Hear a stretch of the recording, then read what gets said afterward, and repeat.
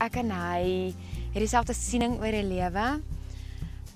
Ek dink ek kan hom baie help met baie van sy boerdery. Ek's baie lief vir boer, ek kom van die plaas.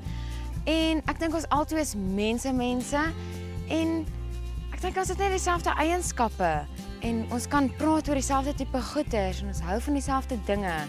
Ek dink dit is belangrik en ek dink ook dis hoekom ek die girl is vir hom. Ons is eerstens op dieselfde plek in ons lewens. Ek is 29, hy's 30. Ons albei is gereed vir die volgende fase van ons volwasse lewe om af te skop. Ons deel grappe, ons kan partykeer net vir mekaar kyk sonder 'n woord te sê en presies weet wat ons vir mekaar wil sê. Sy sin vir humor verstaan ek dink ek deel dit met hom. En verder meer, ek dink ek kan hom aanvul. Ek kan nie net vir hom 'n vriendin wees of 'n vrou nie, ek dink ook ek kan vir hom 'n sakevernoot wees. Ek kan vir hom baie beteken in sy drome wat hy nog in sy lewe wil bereik. So dis bietjie moeilik om die stadium 100% seker te wees daarvan, maar dis my gevoel op die stadium.